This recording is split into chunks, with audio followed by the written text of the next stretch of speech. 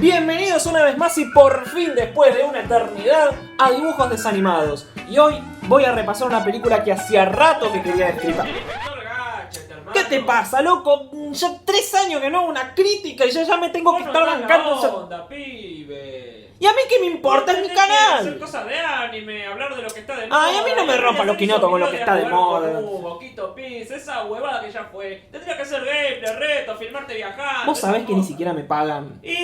Y que no me rompan los quinotos con el contenido fácil con el que todos ganan guita, hermano. Yo soy amateur, va de hobby esto. Estoy acá para expresarme como se me da la gana, que para eso se inventó YouTube en realidad. Así que a mí no me jodas. Y voy a seguir aunque los mafiosos me quieran bloquear los videos y me quieran bajar el... Se inventó porque la tele estaba muriendo. ¡La puta! Supongo que mal o bien, todos ustedes deben haber oído hablar del Inspector Gadget.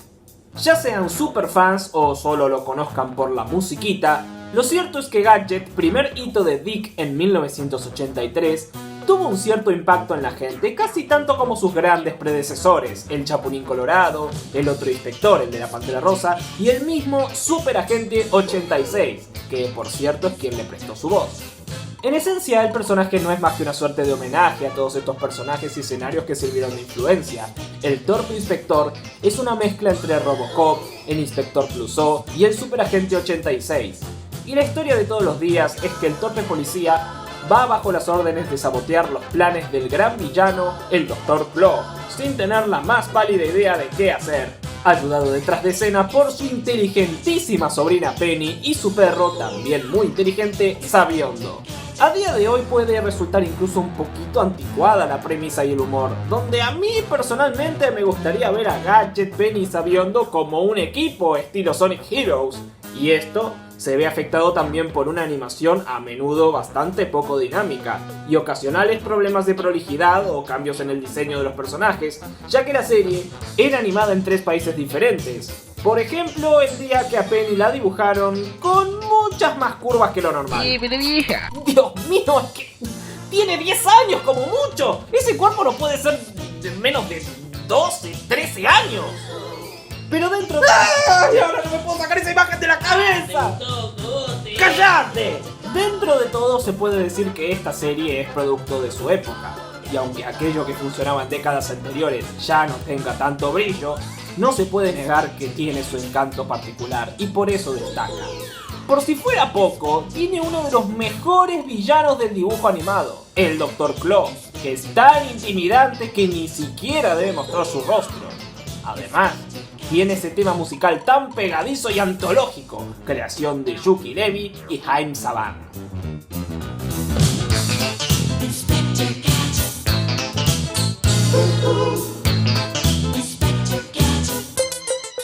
Ahora que ya estamos más o menos en contexto, vamos a lo que íbamos. Después del minuto de fama que tuvo la serie original tras sus 2 temporadas, que duraron unos 3 años, hubo varios intentos fallidos de mantener la franquicia, como un insulso especial de Navidad en 1992 y una miniserie de viajes a mediados de los 90, donde Gadget es colocado como si de un jueguito de computadora se tratase.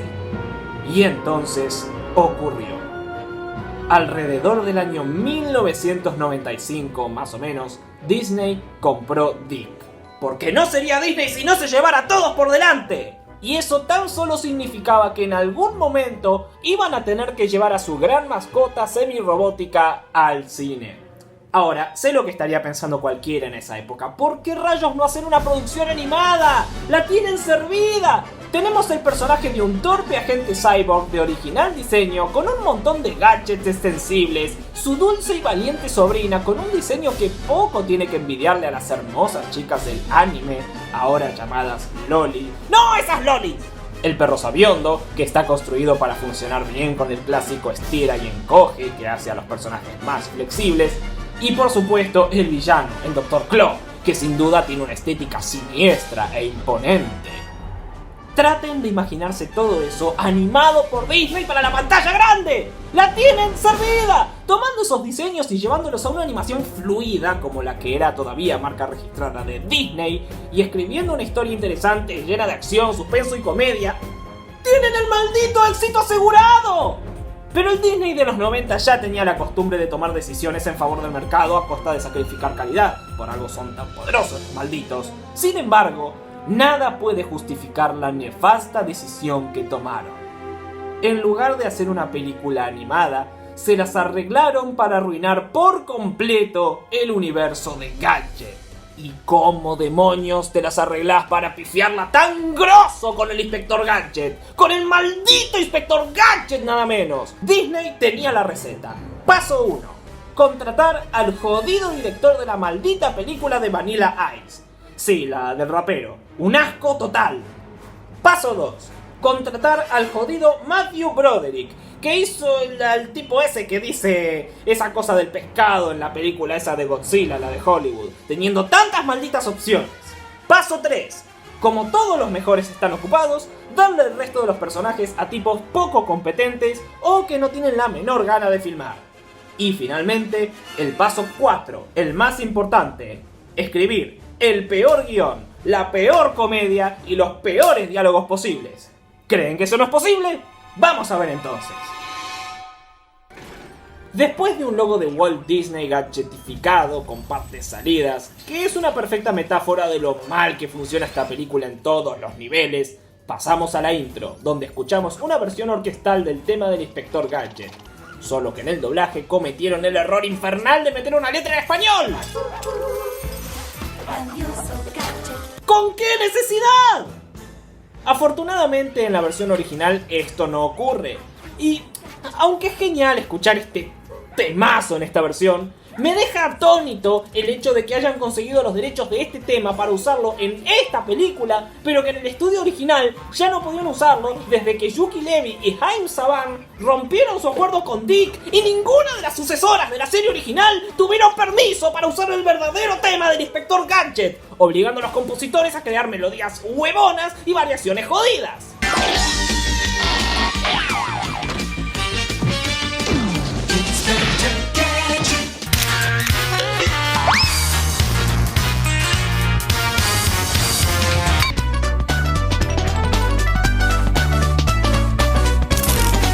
Sin embargo, ya desde la mismísima intro nos damos cuenta de lo poco que se esforzaron en producción por hacer algo mínimamente relacionado con la serie original. No necesitan ser unos frikis del Inspector Gadget para adivinar qué está mal en esta intro. No solamente el diseño general no recuerda nada a los ingeniosísimos diseños originales, ese ni siquiera es el principal problema. De alguna manera se las arreglaron para meter objetos al azar que ni siquiera tienen relación cercana con la serie.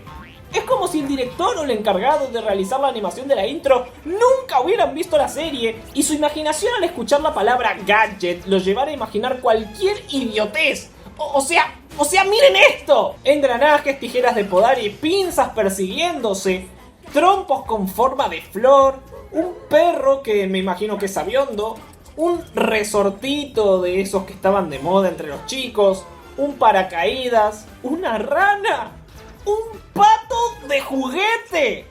De todas las cosas que podías poner, tu imaginación va directo a un patito de juguete. Ya me imagino la situación. No, viejo, te juro me estoy comiendo la cabeza. Me quedan 5 días para la fecha de entrega y ya no sé qué más meterle a la intro de esta película. El Inspector Gadget, sí. Y no, viejo, yo no la veía. Yo veía Dragon Ball, Jenny los hologramas, Transformer. Para un cacho. ¿Qué pasa, nene? ¡Estoy ocupado! El patito de juguete. ¡El patito de juguete! ¡Ay, gracias, nene! ¡Sos un genio! ¡Gracias! Pero ojo, porque todavía ni arrancó la película. Agárrense a lo que puedan. Empezamos con una secuencia con un policía super canchero que al parecer tiene mucho éxito en las calles, que salva a un autobús escolar que viene en bajada y sin frenos, donde al parecer tuvieron tiempo de hacer un cartel de ayuda. No sé, por lo visto tienen la tecnología del coyote para generar carteles. En una secuencia súper estrambótica, donde este policía se las arregla para salvar al perrito, detener el coche con un guinche y se queda con la chica. Ok, primero que nada, ¡qué asco! ¡Blah! Segundo, como que ese gag del sueño del beso está más que usado. Tercero, ¡qué asco! ¡Blah! Y por último, ¿dónde está el Inspector Gadget? ¿No lo ven? ¿Estuvieron buscando igual que yo por toda la escena y no lo vieron? Bueno, está ahí mismo. ¿Esperaban algo más reconocible? Ese es el Inspector Gadget. Y esa es Penny. Y ese es Sabiondo. Pero además, para terminar de complicarme la vida, es el Inspector Gadget antes de ser el Inspector Gadget. O sea que esta es la clásica falsa precuela de dibujos animados que cuentan los supuestos orígenes del personaje. Y digo supuestos porque es lo menos creíble con lo que pudieran venir. Es la salida fácil para inventarse una historia ridícula de los orígenes de Gadget. Y para justificar que tu Gadget no se parece un carajo a Gadget en lo absoluto. Resulta que según la película, el Inspector Gadget es John Brown, único dato oficial que usaron en la película, por cierto, que quiere ser policía, pero en realidad trabaja como guardia de seguridad. Y se parece tanto al Inspector Gadget como Goofy se parece a Schwarzenegger. O sea, ¡nada! Ni su manera de hablar característica de Don Adams, ni su cara alargada, ni su pelo pinchudo. En lo único que se parece es en que es un total incompetente. Pero no uno que da risa, sino uno que da vergüenza ajena. Y supongo que también estarán buscando a Penny y Sabiondo. Bueno, son esos dos. Esta niña trenzuda genérica y el perro que le lamió la boca a Brown. ¡Qué asco! ¡Blah! Un momento, esos dos iban en el autobús que John Brown salva en su propio sueño. Son tan genéricos que ni siquiera los vi a la primera. ¡Ponele colitas aunque sea! En fin, esta Penny tampoco se parece a la Penny que conocemos. ¿Qué pasó con esa Penny que era una adelantada a su tiempo? Intrépida, aventurera, inteligente y hasta experta en robótica. No. Esta Penny es una máquina de decirle a su tío que está orgulloso de él y de decirle que lo más importante es el corazón. Oh, es como... se oye falso y azucarado. Y lo peor de todo es que este Gadget, quiero decir pre-Gadget, solo quería ser policía para que su sobrina esté orgullosa y pueda alardear con sus amigos. ¿Sos idiota? O sea... creo que los creadores de esta película malinterpretaron totalmente la idiotez de Gadget. El Gadget original era un idiota con gracia. Este Gadget es un completo idiota.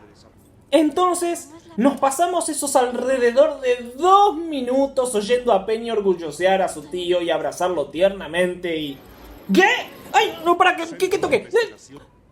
¿Qué carajo fue eso?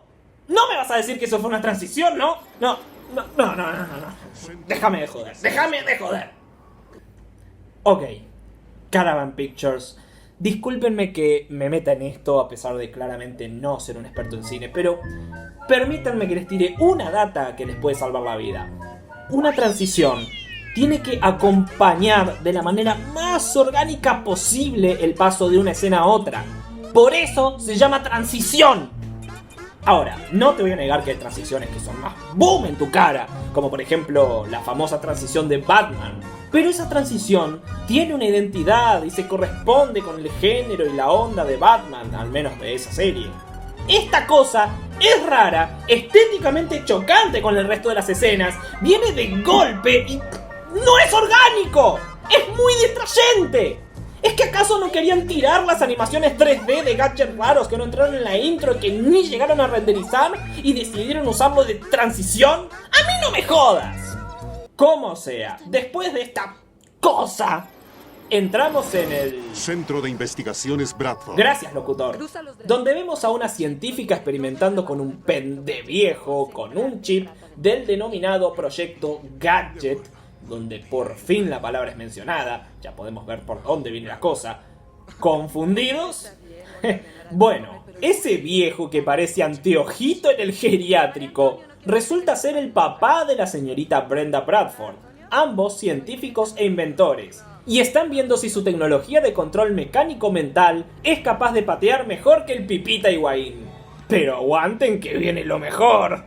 ¿Cuál creen ustedes que es el motivo científico por el que el pie es capaz de moverse por vía control mental? Agárrense a lo que puedan, porque la respuesta dejaría mudo hasta el mismísimo Nikola Tesla. Aguarda un segundo. Un segundo. Eso es. Es animado por tu deseo, no por tu conciencia. Por el corazón, no las ideas.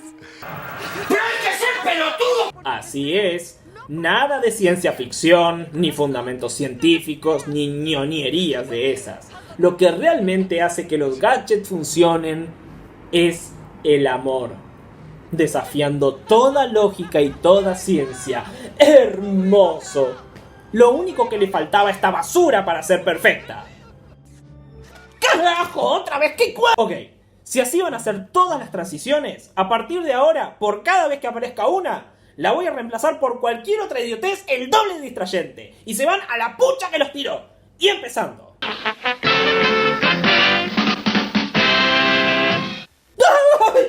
¡Ustedes me quieren matar de un infarto! Sí, como sea. Acá está Pepe Gadget con la mejor cara de idiota que pudo poner, mirando a su crush en medio del laburo, que no es otra que la científica del amor. Los reto a adivinar cómo termina esto. Telma, ¿qué tal luzco? Igual a un tonto de Kansas convertido en guardia de seguridad. Esa era la crítica del VHS. Mientras tanto, en una limusina o un coche fúnebre o lo que carajo sea, el Dr. Claw, que por la razón que sea no tiene sus clásicas garras, pero por lo demás es el personaje más respetado hasta ahora, también está espiando a la doctora Brenda, el amor es más poderoso que las ideas, Bradford. Y no estamos ante un triángulo amoroso, gracias a Dios, pero está claro que quiere asaltar el laboratorio. Y nuestro guardia de seguridad se escabulle a hablarle a la chica que le gusta, para lo cual no es demasiado bueno que digamos, ni ella tampoco. ¡Amor en el aire! Mientras el villano está a punto de romper todo. Por cierto, 7 minutos y todavía estamos con los créditos iniciales. Y Andy Hayward tiene una sangre fría como para permitir que este adefesio sea lanzado.